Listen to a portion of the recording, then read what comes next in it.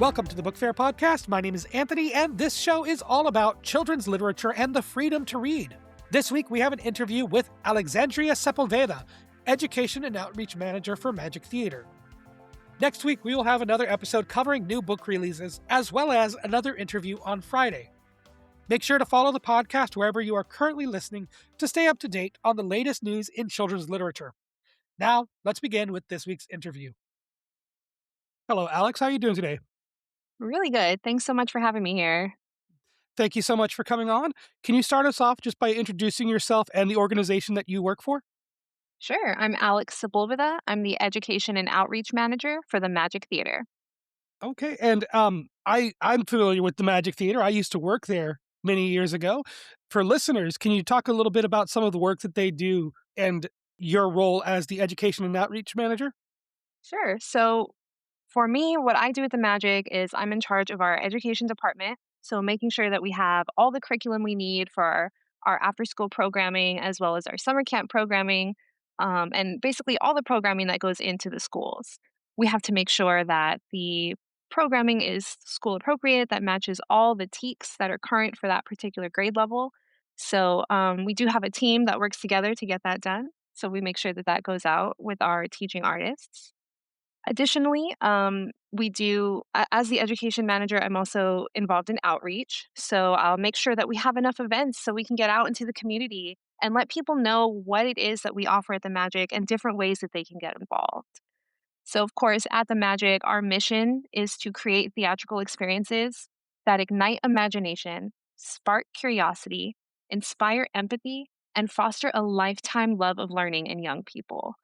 So, in the education department, we really lean into the lifetime love of learning. We want to make sure that kids understand that learning is fun, and there are definitely ways we can integrate theater into everyday learning to make sure that they recognize the fun.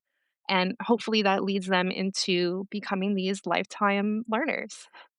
And you talked a little bit about making sure that the programs that you provide are kind of coinciding with education standards. Can you talk a little bit about arts education and the role that plays? Because a lot of times when people hear education or school, they often think about math, history, and reading. Can you talk a little bit about art's role in education? Sure. So, what we've seen, I mean, there is so much research and so many testimonials out there that prove that participating in arts programs has numerous academic and social benefits. And it's really great because, in a way, the children don't even know that they're learning because it's connected to these really fun activities and something that comes so natural to them, which is creative play. So, one of the biggest things that we focus on is injecting this creative play, these theatrical experiences into their academic programming. So, things like reading comprehension, um, we also practice public speaking, critical thinking and problem solving, social and communication skills, and of course, confidence and self esteem.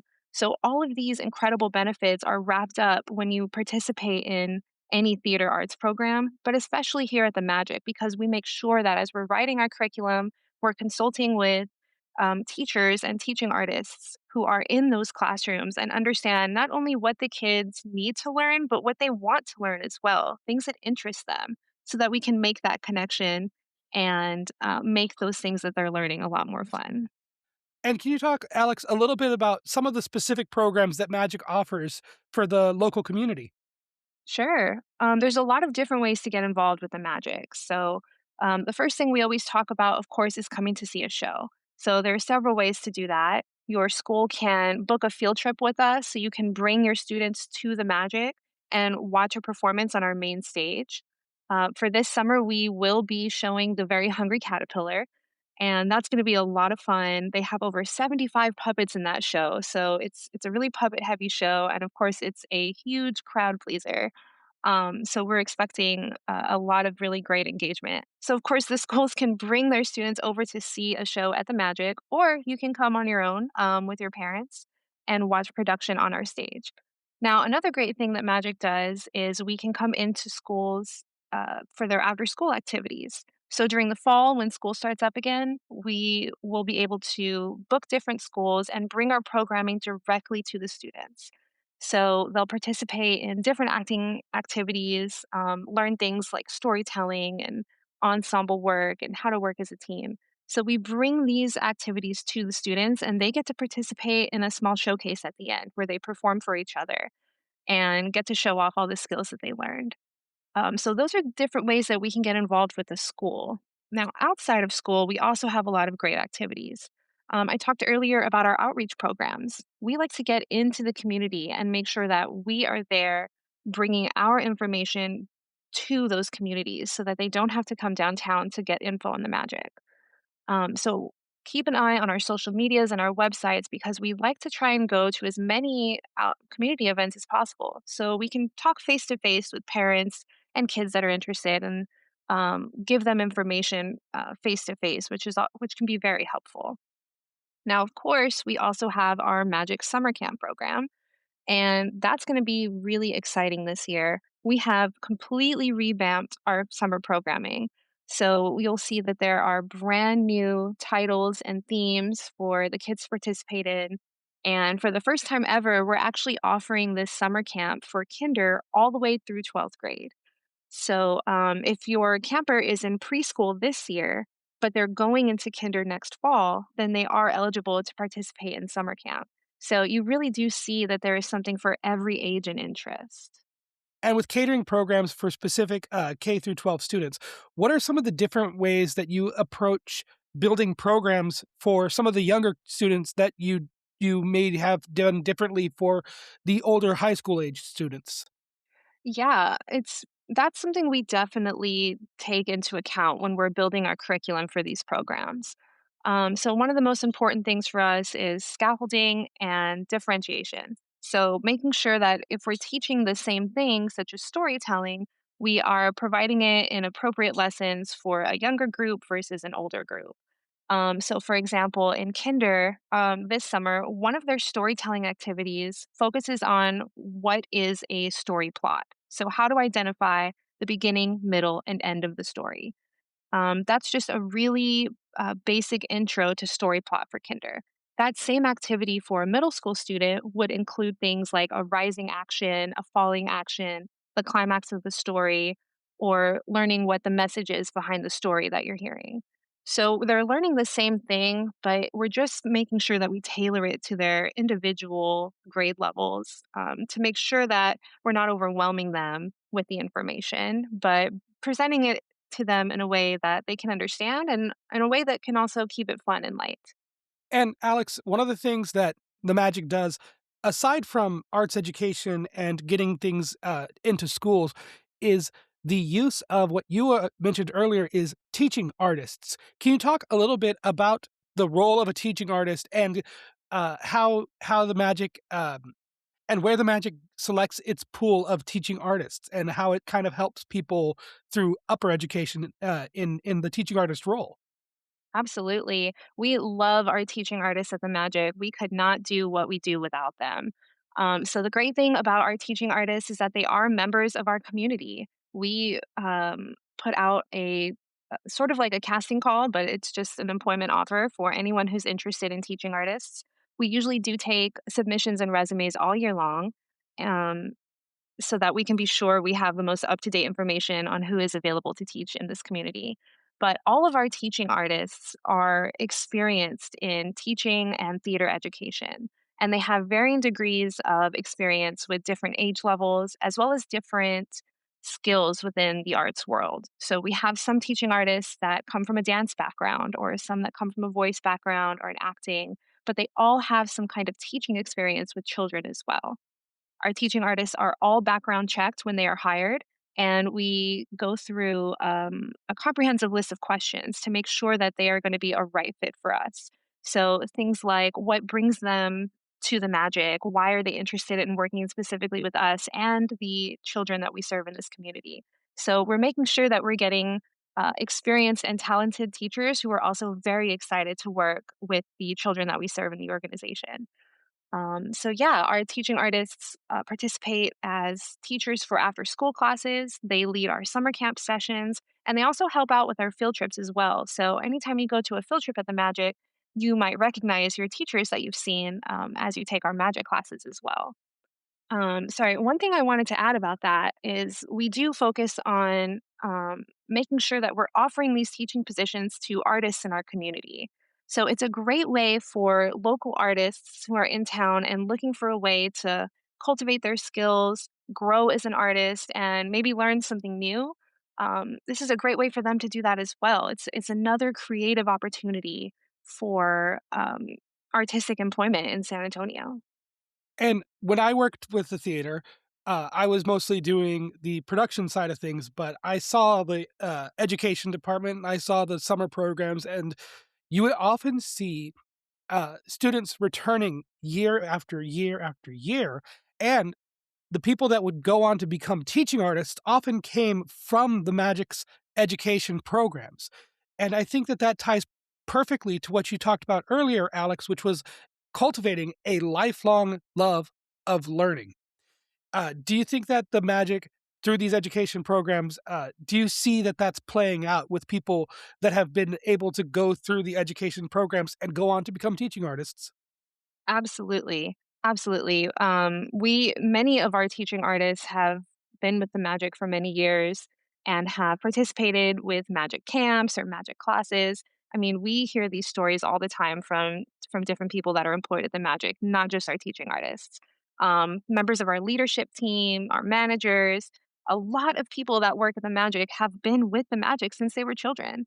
And I think that that is a really great indicator of this mission, of this goal to ignite this lifelong love of learning. And we see this a lot with, I mean, any theater kid will tell you if they started in theater, it never really leaves you.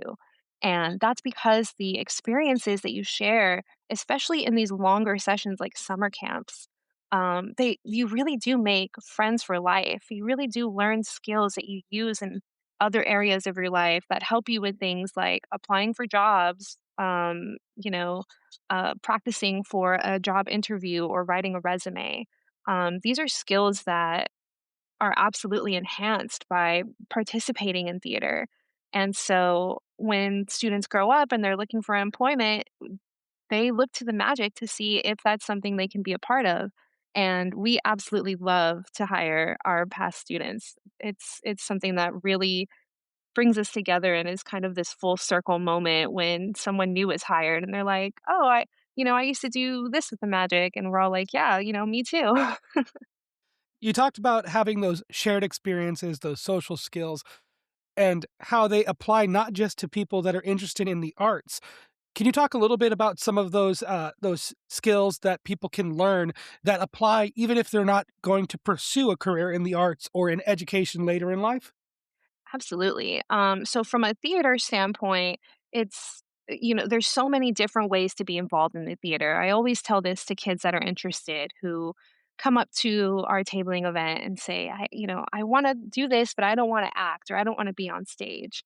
And that's perfectly fine. Even if you want to participate in other things in theater, like there's a tech side to it where you can participate in technical theater and do things like making props or designing sets, costuming, that kind of thing, where you're behind the scenes and still being a really important part of what makes the show happen, what makes theater happen. But as you said, the skills that we learn here are not just arts and theater related.